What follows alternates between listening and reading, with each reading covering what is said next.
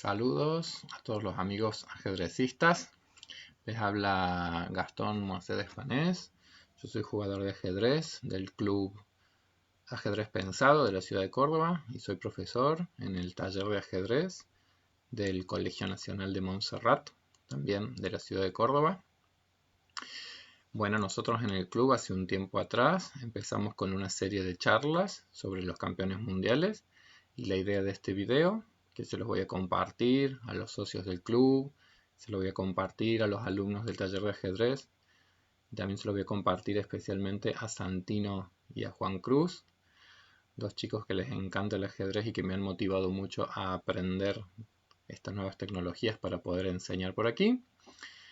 A todos ellos les voy a compartir este video. Bueno, nosotros vamos a ver una partida del gran jugador José Raúl Capablanca.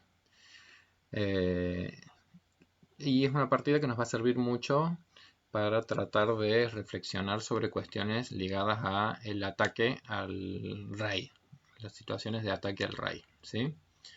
Bueno, esta partida, a ver, voy a poner desde la posición inicial. Es una partida jugada entre Capablanca con blancas y Steiner con las negras. Una apertura de los 4 caballos.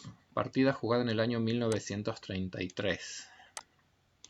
Arrancó E4, E5, caballo F3, caballo C6, caballo C3, caballo F6, alfil B5, alfil B4, enroque, enroque, D3.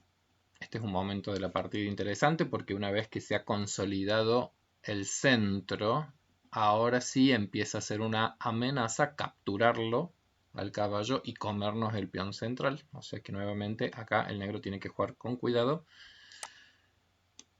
Juega D6 y esta es una de las partidas, alfil G5, que bastante me impresionaron a mí de chico, digamos, cuando empecé a jugar al ajedrez, porque es como que es una variante en donde queda muy en evidencia que uno nunca puede darse el lujo con las negras de repetir ad infinitum las jugadas que va haciendo tu rival, ¿sí?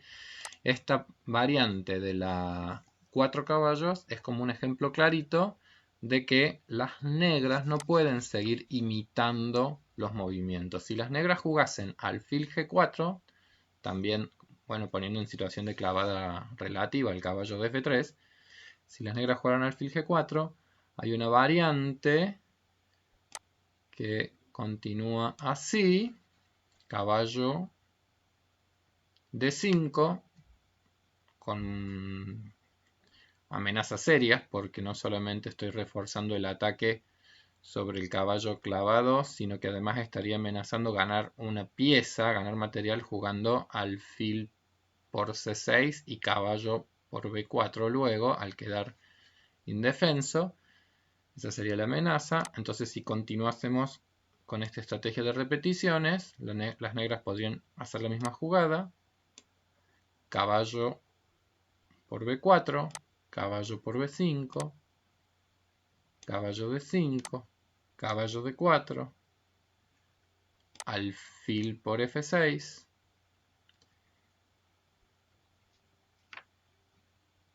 alfil por F3,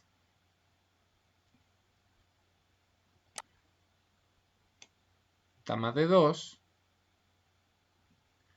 y ahora es donde vemos que llega un punto en donde llega un punto en donde las negras ya no van a poder repetir las jugadas. ¿Por qué? Porque en caso de que yo te dé caballo E7 jaque, no hay posibilidad de imitar el movimiento. Y ahora resulta que las negras, si juegan allí, rey G8, alfil por G7, rey por G7, dama G5, rey H8 y dama F6 sería una posición de jaque mate. ¿Sí? Es decir, ¿Qué es lo que me parece interesante a mí? Mostrar en esta variante eso que es la imposibilidad de seguir repitiendo ad infinitum las mismas jugadas que nos hace el bando blanco.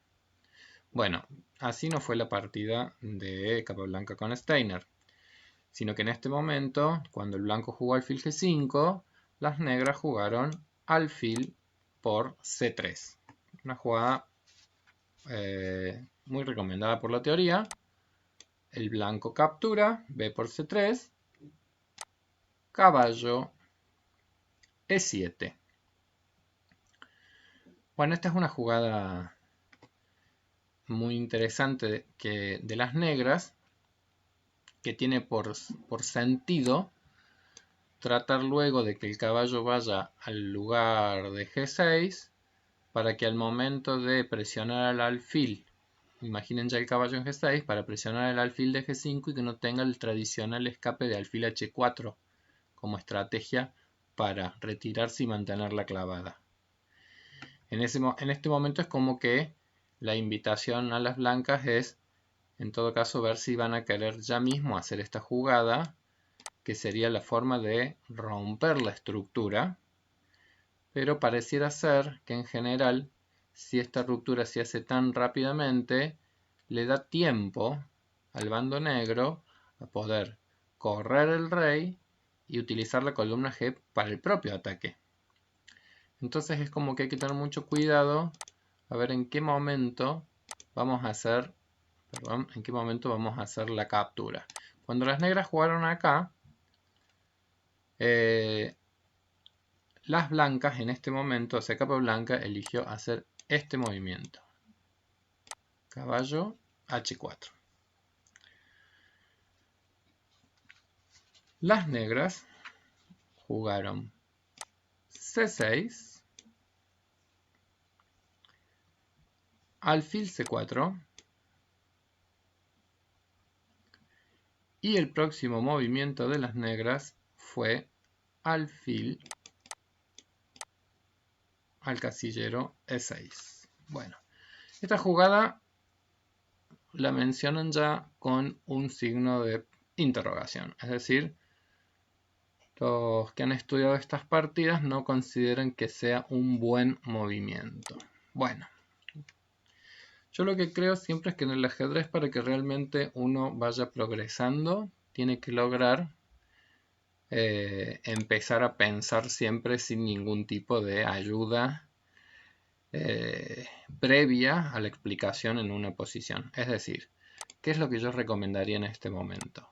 Que tras hacer este movimiento, ahora ustedes imaginen que son Capablanca, detengan en este momento el video que están observando, estudien la posición y traten de descubrir qué jugada haría Capablanca en este momento. Yo creo que esa es como una de las estrategias más sencillas que uno siempre tiene a disposición en el ajedrez.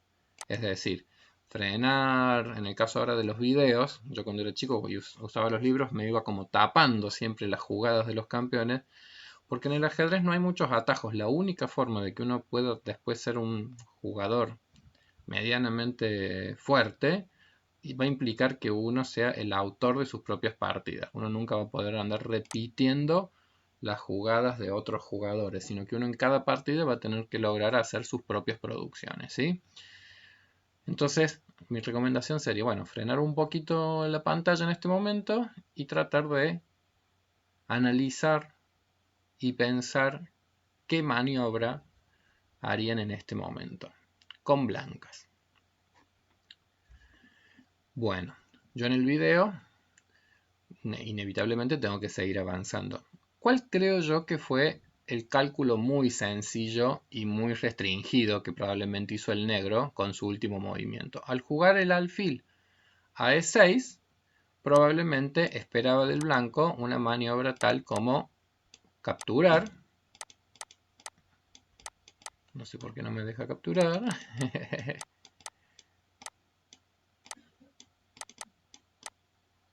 Alfil por E6.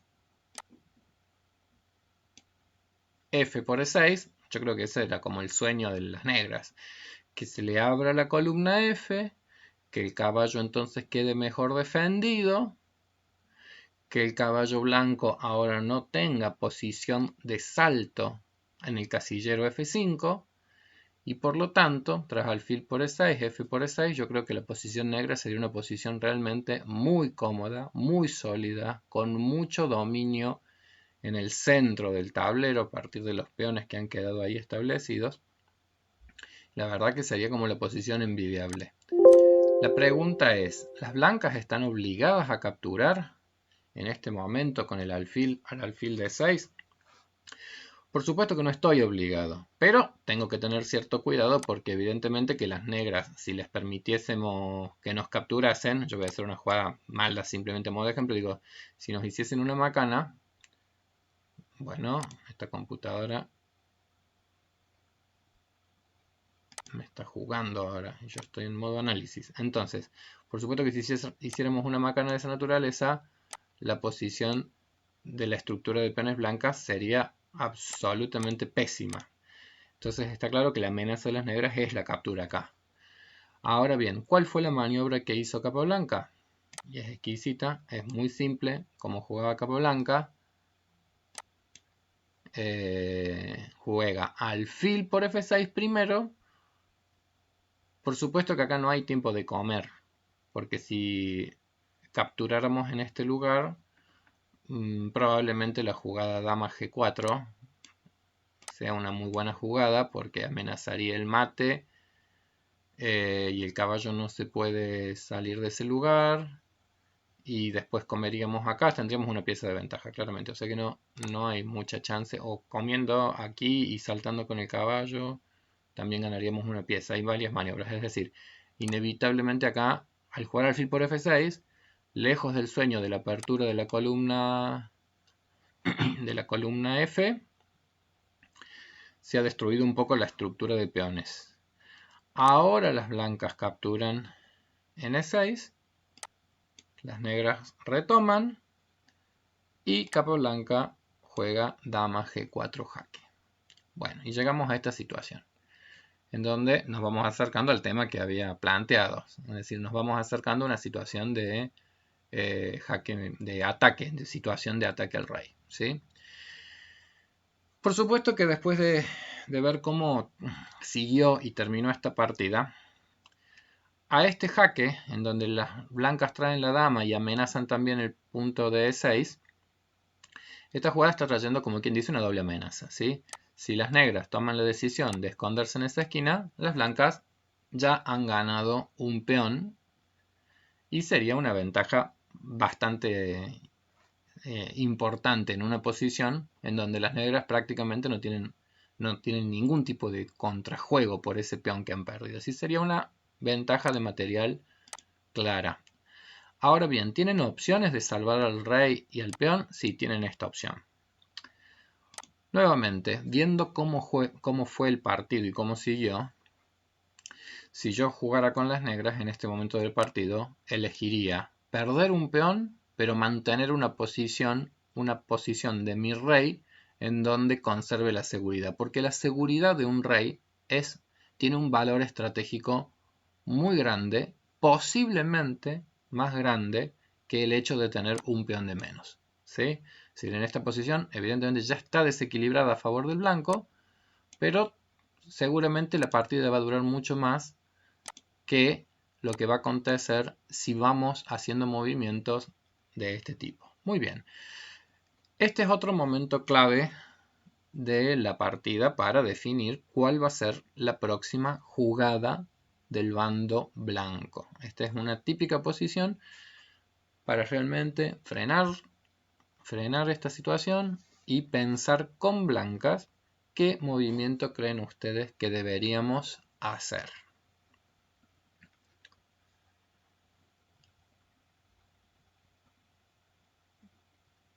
A veces los jugadores se entusiasman con la idea del jaque continuando los ataques, ¿sí?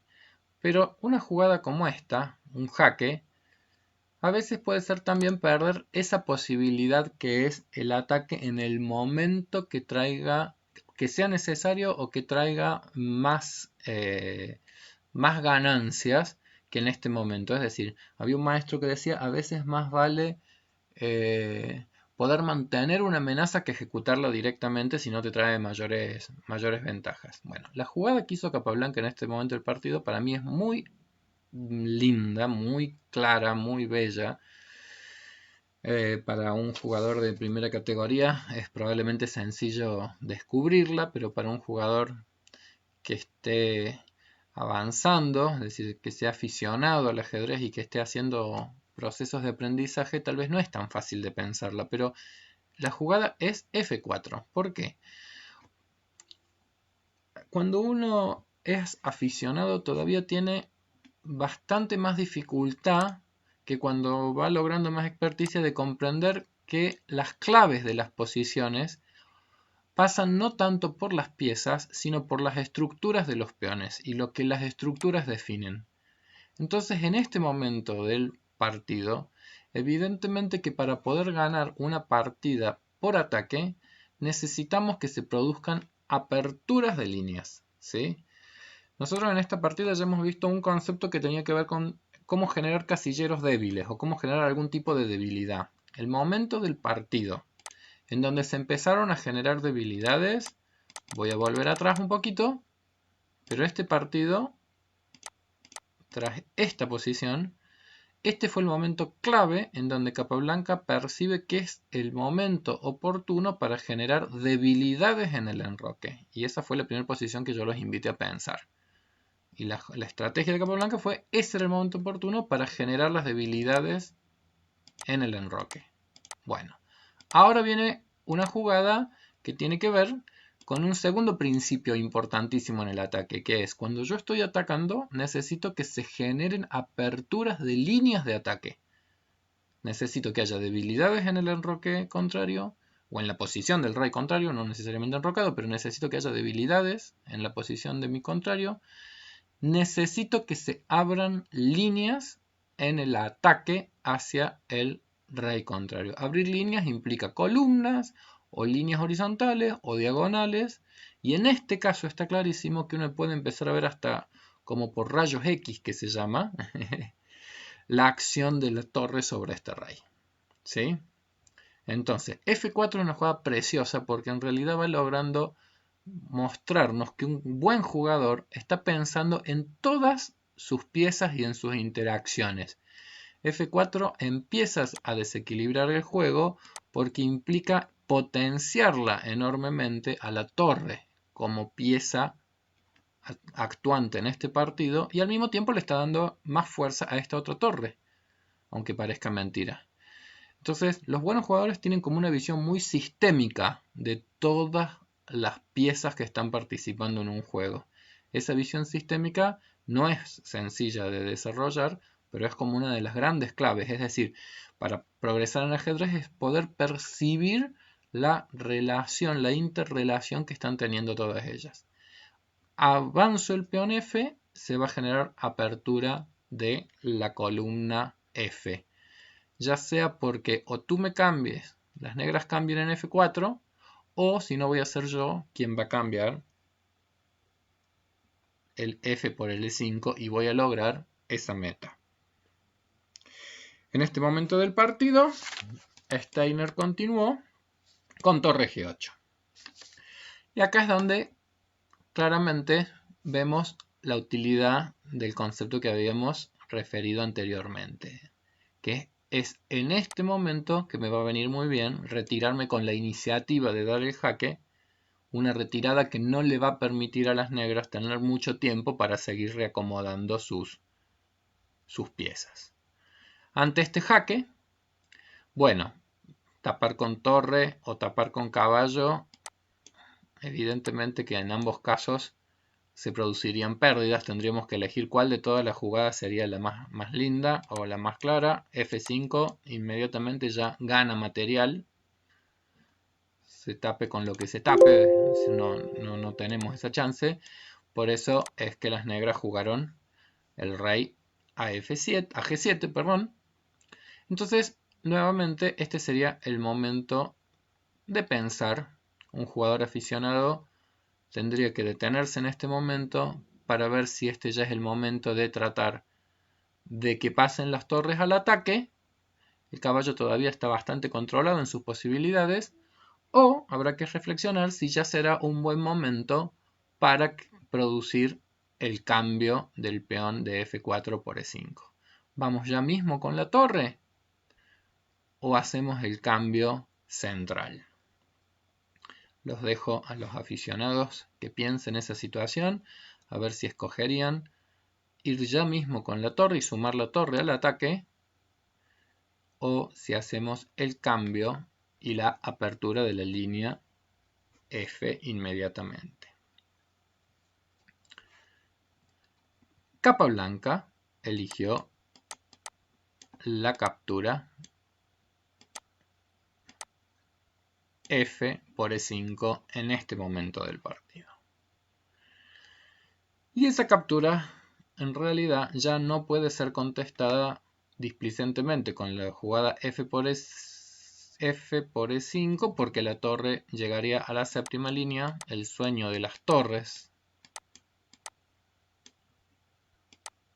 y las blancas ganan el partido porque rey G8, dama por H8. O sea que en este momento del partido la única jugada posible para no seguir perdiendo materiales es la jugada D por E5. Miren cómo la posición se ha transformado tanto en tan poquitas jugadas con el F4. Y desde que descubrimos F4, ahora notamos que todas las piezas blancas están muchísimo más potenciadas. Nimzowitsch tenía un concepto que es el del ataque evolucionado y el ataque revolucionario. Habiéndose abierto la columna F, nosotros vemos que la acción de la torre es muchísimo mayor. A mis alumnos les suelo decir, hagan el juego de teletransportar las piezas. Es decir, esta torre, que es la única que no está participando en este juego y en esta partida. ¿En qué lugar les gustaría que estuviera si pudieran teletransportarla a gusto?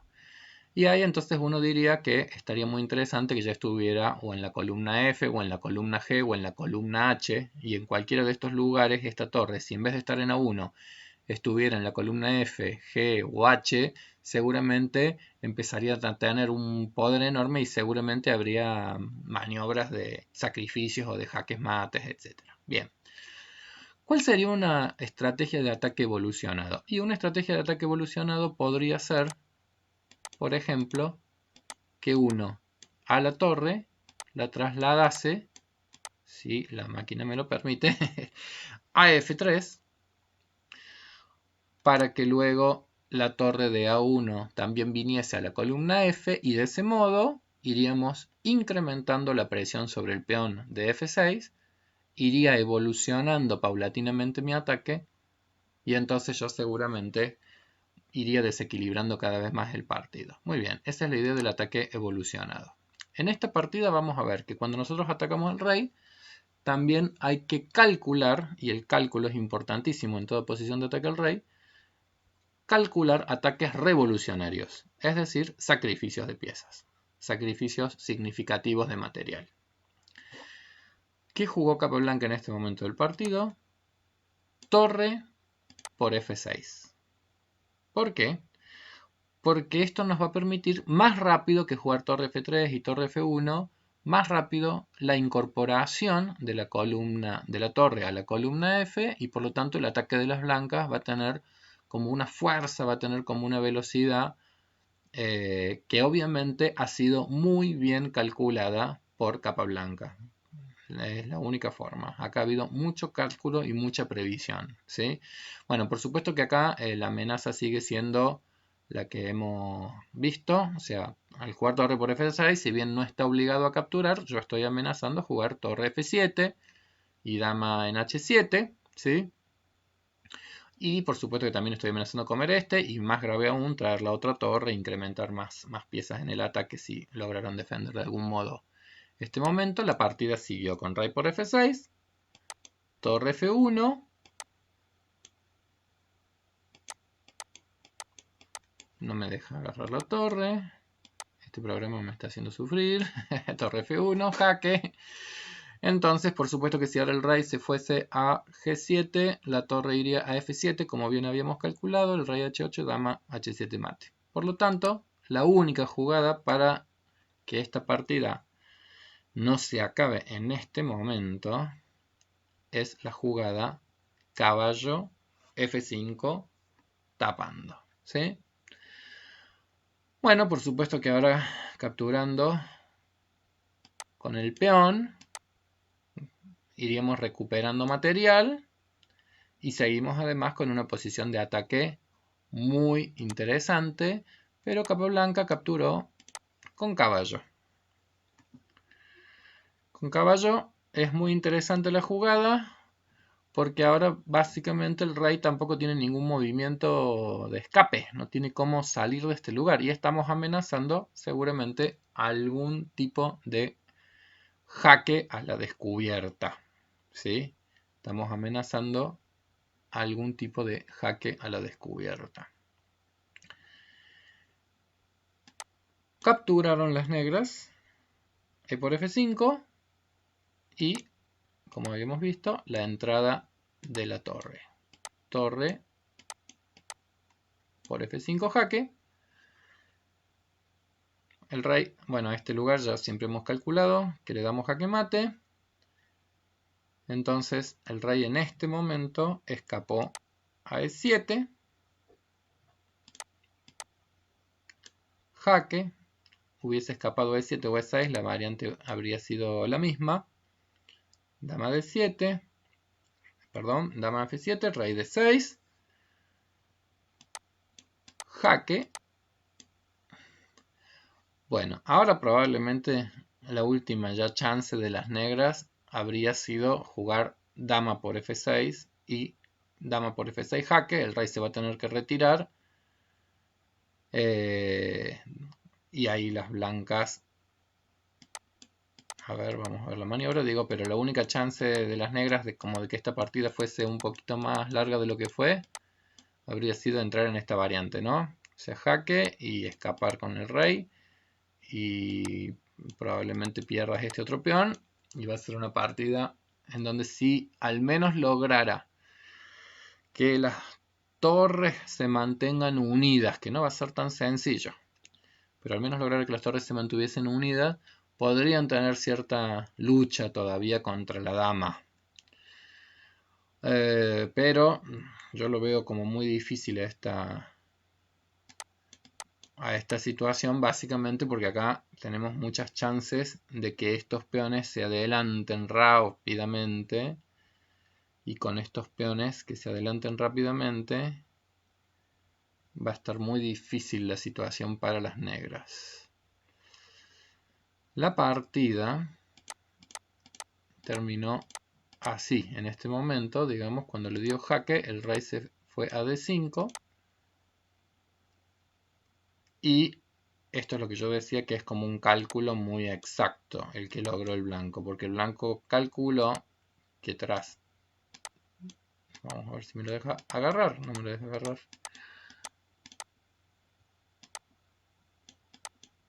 Bueno, ahí está, dama por B7. Ha hecho un cálculo exacto, porque cuando las negras jueguen dama por F6, sorpresa, el mate es en esta posición. Esta posición es de jaque mate, ¿sí? La partida no fue así, sino que fue dama por, y las negras defendieron.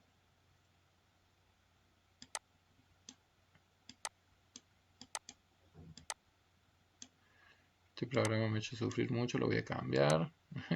Dama por, nueva línea. Dama B6, para defender este punto y para impedir el jaque mate en B4. Y ahora las blancas jugaron entonces torre por C6. Abandonaron las negras en este momento porque van a perder la dama.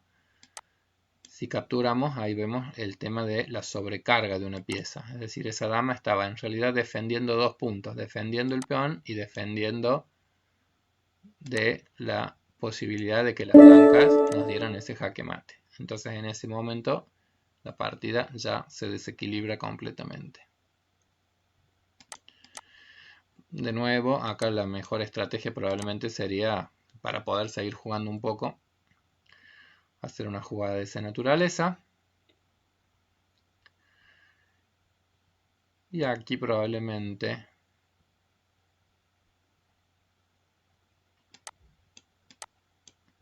habría que ver si antes de comernos la torre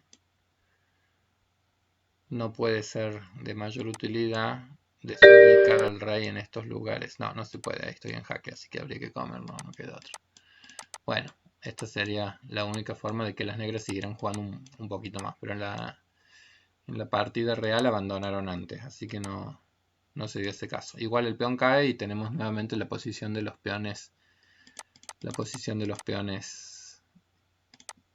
libres.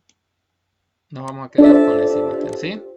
Vamos a quedar con esa imagen, que es la imagen del jaque mate en B4. Bueno, nada, espero que les haya gustado el modelo, esta partida como un modelo muy lindo de 3 ideas de Capablanca. No son de Capablanca, pero que en esta partida de Capablanca tiene partidas magistrales. Hay partidas que yo digo son paradigmáticas. Un paradigma es como un modelo.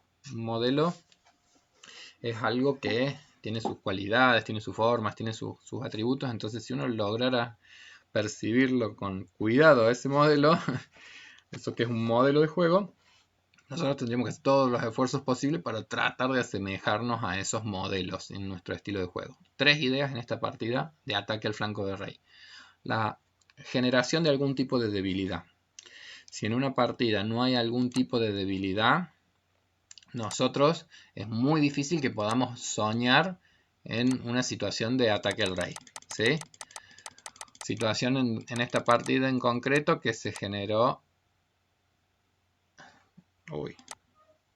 Bien, situación en la partida que se generó en este momento del partido, cuando el blanco decide jugar alfil por F6. Ahí se construyen las debilidades.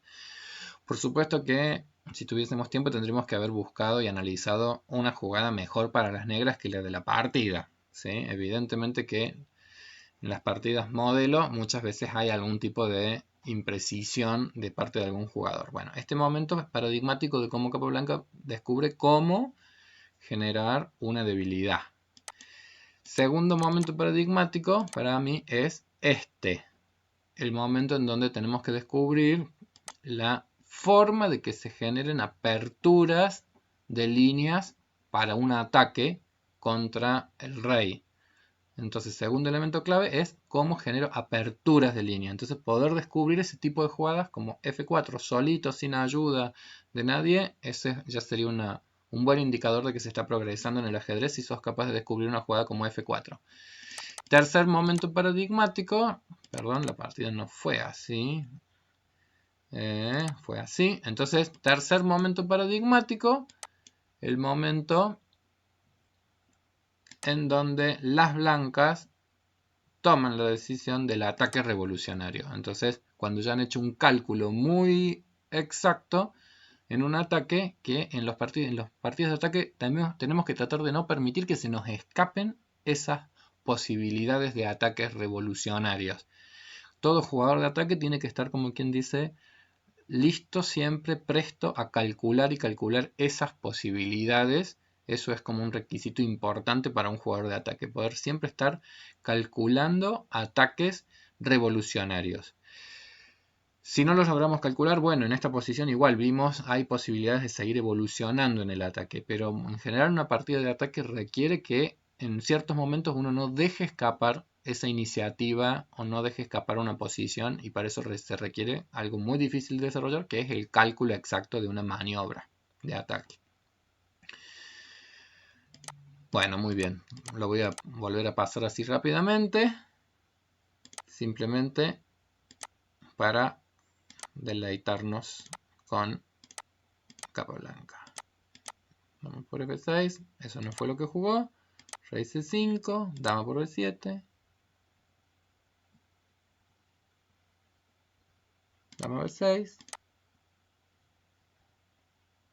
dama por C6, perdón, ahí, y en ese caso ahí, dama B4. Muy bien. Bueno, estimada gente, ojalá que les haya gustado esa partida del Gran Capablanca.